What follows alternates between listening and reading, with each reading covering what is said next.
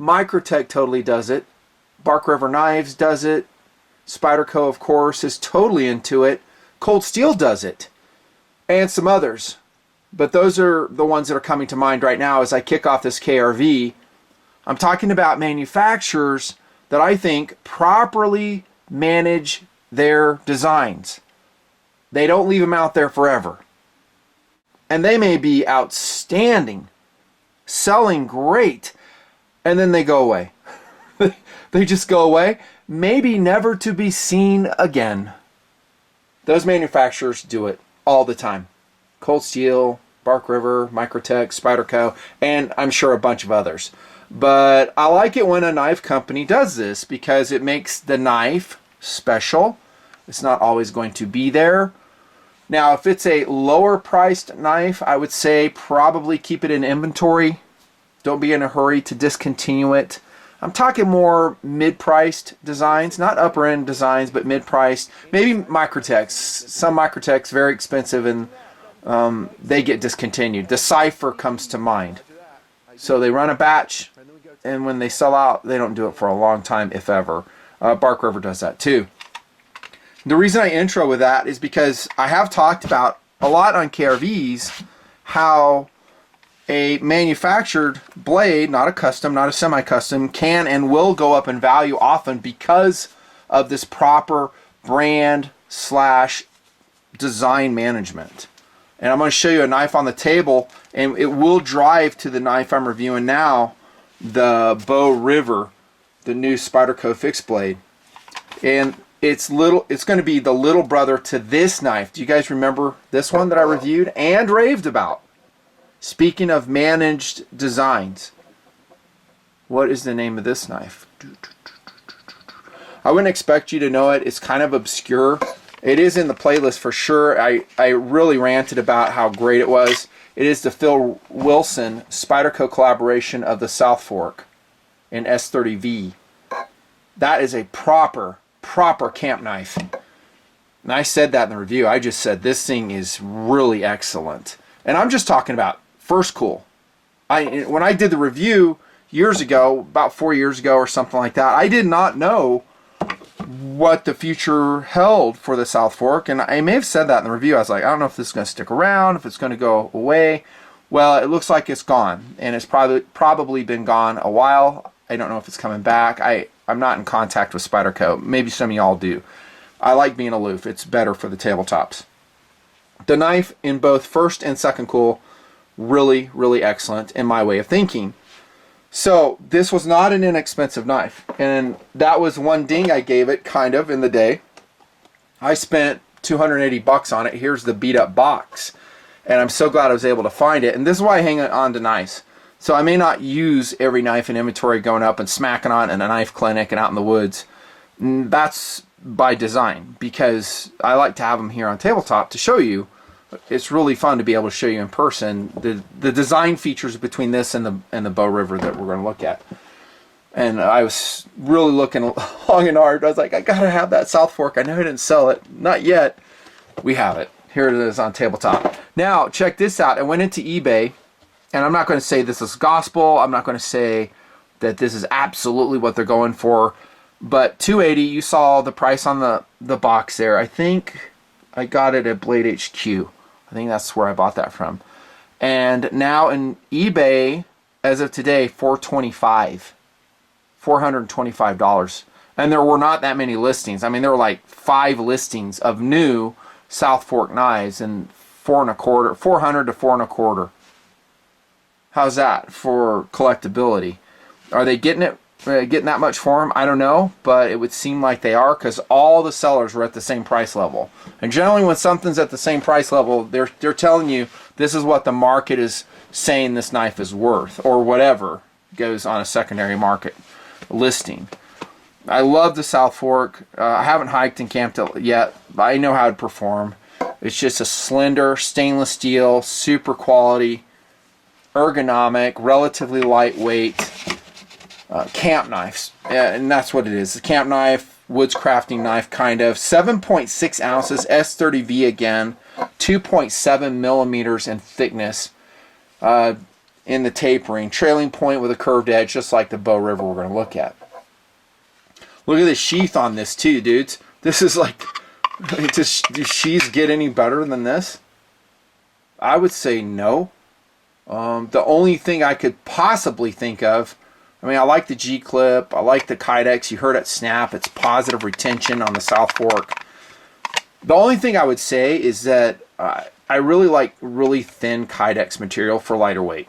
But that's a really minor gripe. Really minor. Just a perfect sheath. So somewhere, somehow, maybe it was on the forums, guys maybe said for years, I don't know, that, hey, we loved the South Fork, but we can't go and spend $300 on a knife. And that's when it was in the inventory, I guess. And so Spyderco came out with this knife right here. Tabletop review time of its little brother, the Bow River. Okay, so while this one was massively expensive by most people's way of thinking, you know, $280, $300. Dudes, this one right now, brand new. Well, not brand new. You know me, I get to it when I get to it. But it's relatively new in the lineup. Right now, and all this can change. Knives are commodity just like watches. $33. $33. And in some people's way of thinking, and I can totally get this, this is actually a more practical knife. Because this one, the blade length is, I don't think it's that long of a blade. This one here is, well, let's just compare them. There's nothing like, you know, picture's worth 1,000 words. There you go. So it really, you would think that the Bow River, like when you pick it up, you go, oh, that's way smaller. Way smaller than the South Fork. No, not that much, really. You can see. Same design elements. You can tell it's also a Phil Wilson design. And I did meet him at a trade show one year. Really nice guy. Enjoyed talking with him. Told him I loved his South Fork. I was like, I love your knives, man. It was a bonding moment. We cried together, shared stories. All right, I made all that up. I did meet him, though. I did meet him. I'm not making that up, and we did talk. So it's almost as big as the South Fork, but like I was saying, it might be a more practical blade up in the woods. It's going to be easier to pack. It's lighter weight. 5.6 ounces with its sheath. 7.6 ounces, which I think is extremely light for a blade of its size. I'm talking the South Fork. It's big brother. That's a lightweight blade, and that's including the sheath, like I said. But for most tasks, which will include what, realistically? Right. Opening MREs, freeze-dried meals, cutting some cordage, camp tasks, food preparation for sure, light kindling. This is probably the only knife size you would want up there. Depending on what your system is. Now, my system, as I've said on camera, is not just this. I don't just go, and let's say I'm camping for 3 days. Man portable system, I backpack in. It's not a Jeep Trek or an ATV Trek, although those are very cool. So I'm carrying everything. So my system usually is going to be a small stainless steel knife coupled with a large carbon steel survival knife and probably a camp saw. That hasn't changed during all of TMP. As much as people wanted me to change my system, I was like, nah, I'm good. I'm good. That system works. I won't go into why there's so much video time out here in TMP talking and showing him that. You don't need to go over it now. In that system, though, this knife probably is a better choice than this. It's only on weight, really. For size-wise, this works for me. I could totally use that knife. And actually, for kindling tasks, I don't mind a longer length. For the other stuff I talked about, that's perfect. But I'm going to save, what, 2.5 ounces between the two knives? And yeah, ounces count when it's man portable. Let's look at the handle, because it does vary from the South Fork. Now, I haven't rewatched my review back in the day. I think I may have criticized how thin the South Fork handle is with some applications, and such an application might be bushcrafting, where, and you know, bushcrafters have a preference of what blade they want anyhow. This is not it. It's usually a Scandi grind, shorter definitely, so they have more control as they do a lot of carving for hour after hour. This is probably not a handle you'd want to use that for, but for everything else, it will be just fine. So the variance in the Bow River, which I think is fascinating, is they made it thicker and more bushcrafty. That to me looks more like a bushcrafting handle. And maybe those guys had some influence on that in the forums. They're like, hey, you know, we really like the South Fork. Maybe we could thicken up the handle, make it a little bit shorter. There is a fixed blade knife that I just criticized, rightly so, about its short handle length, but it had a totally different design element. This is actually designed to go back into your palm, make it really comfortable. There's no hot spots. It's completely rounded. It's sanded, smooth, black and white G10, which, by the way, is really good looking. It's pinned, so you can't take it off.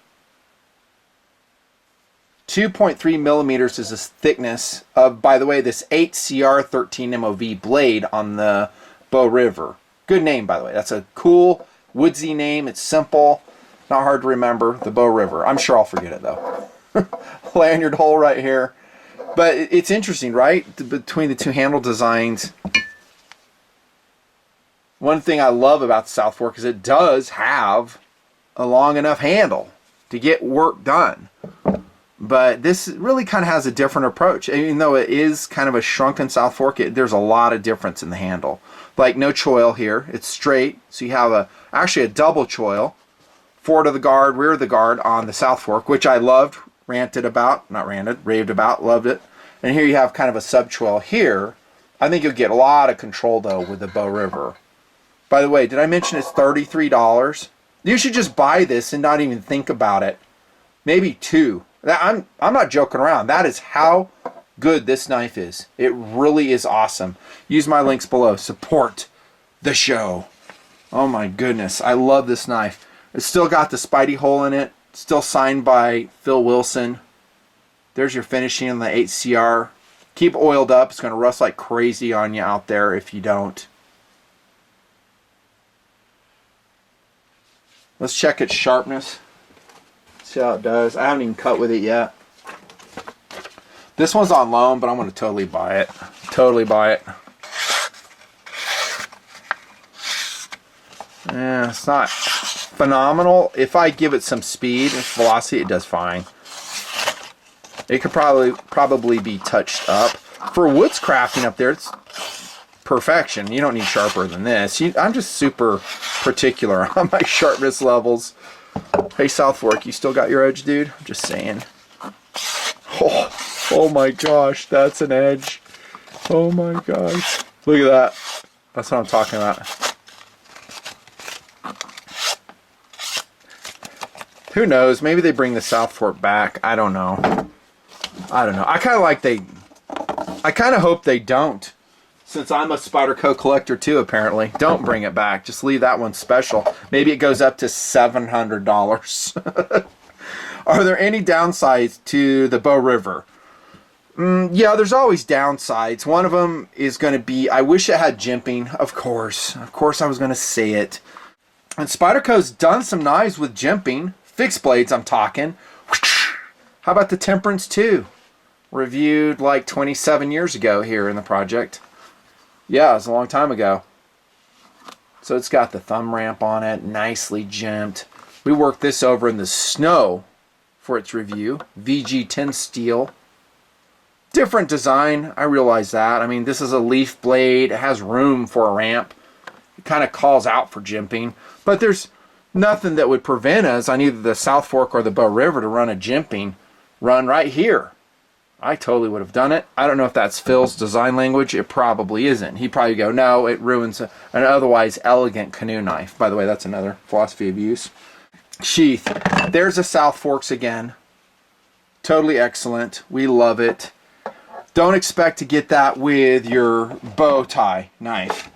All right, Bow River knife. Here it is. And it's not horrible. I'm not saying it is. It's just a leather pouch sheath. We've seen it a lot in all types of different knives.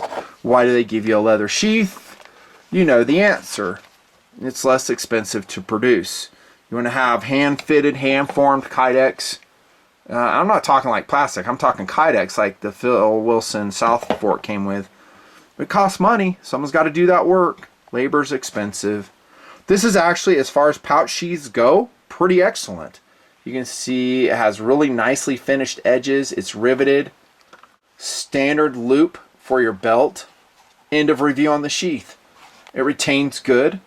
If you want to keep it that way, I recommend you don't store the knife in it, which is kind of a conundrum, because then you have this blade sticking out. You need to cover the blade somehow so you don't stick yourself, but that's how you keep a pouch sheath tight.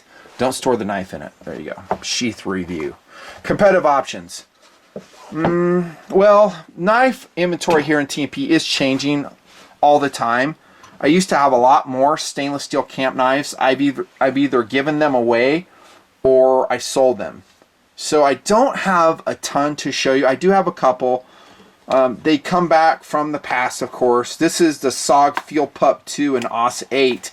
It's the same weight as the Phil Wilson at 8 ounces. It also has a value sheath on it.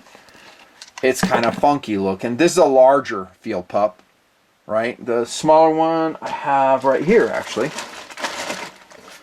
There's a smaller one in green.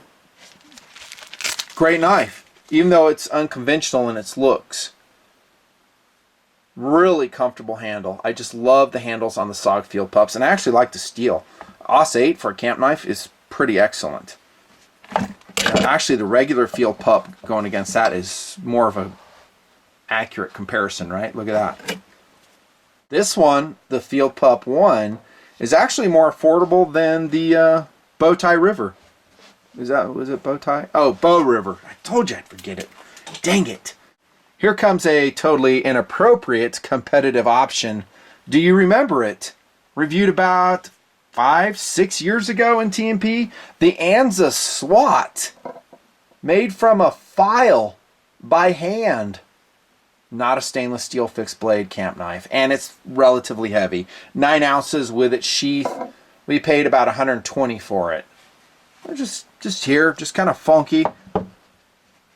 Looks like a Canadian belt knife. It has a Canadian belt knife Hudson Bay styling to it, doesn't it? Yeah, so no, it's not a competitive option, and it's entirely too thick. The steel stock they used on the Anza. I don't know if they're still around. I don't. I mean, maybe they are, maybe they're not. I hope they are. I really like their blades. They're kind of different and funky. Speaking of which, here's the Mini Pendleton Hunter by Cold Steel. One thing I didn't say about the Bow River, maybe more suited than the South Fork, is just dressing game. Is a trailing point blade the best design? Honestly, there's a lot of hunters that love a trailing point. They actually like the accuracy and the finesse of the tip of the blade, especially when it comes to bird and game, like, you know, pheasant, quail, dove, fishing. I think it'd be a good fishing knife. Again, keep it dry, at least dry, and maybe oil it up after. The Pendleton Hunter, I think I did a separate review on that. It's just like a mini KRV. I really like it. And they come in different sizes. They're kind of thick. They're meant as skinning knives, not really as a, I wouldn't say as an all-arounder, but I sure like the Mini Hunter. It's so cool, and I think it's an interesting size comparison to show you how size efficient actually the Bow River is. Right there. And I'm looking up for another stainless knife. I showed you the Temperance 2. This is the one I was talking about where the handle is too short. It's the Kaiser Bush knife, and I just really hate its handle. But see, it's a different application. It's not the handle of the Bow River. Because, I mean, could I run this like in the back of my palm? I could, but I just don't think this is comfortable for my hand. Maybe you'd have the Kaiser and go, oh yeah, that's perfect. And, you know, the bushcrafter guys know all about their handles. They're particular on what kind they are. Who knows? Maybe for them, they'd love this. But I'd much prefer this one. This is a great bushcrafting handle to me. There you go. End of competitive options. I told you I didn't have that many. Well, I have some low-priced ones you've seen a lot. They're kind of stale, so I'm not rolling those on camera right now. The bottom line is, buy it. That's right, buy it. The Bow River is a smaller and actually, like I said, different version of the South Fork. Love the South Fork. I don't really ever want to sell this blade unless I have no choice, but I just love it. Collectible, first and second cool, yes, totally. This is not far behind It's mostly a first cool endeavor, just super functional. Great handle. I just love the handle. I like everything about it. A couple minor quibbles. Sheath, no jimping. Edge might be a little bit better out of box, but overall pretty nice. By the way, this is a Leatherman P4 on the table. Highly recommended. I'll put a link to this. It is not the most practical multi-tool. It's relatively thick and kind of heavy for what it is, but man, is this thing a tank. And it's just cool. I just like the P4. It's cool. Leatherman leading the pack for multi-tool design. Still, there's a tool set it comes with. Embedded review. Yeah, I'll review it separately, but you will have seen it already. Model 19 Combat Masterpiece.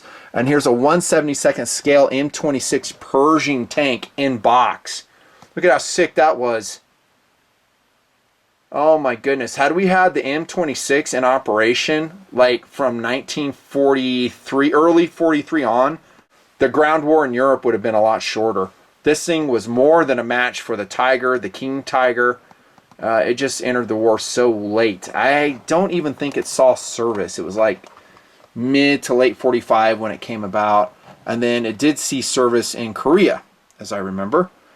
Really cool collectible. I might show more of them in the box because, I don't know, you kind of see the specs and stuff on it that way. We'll see. Thanks for clicking on the video, for watching it. Good job, Spyderco, on this blade. It is fantastic. Thanks for being part of TMP Patreon. Done.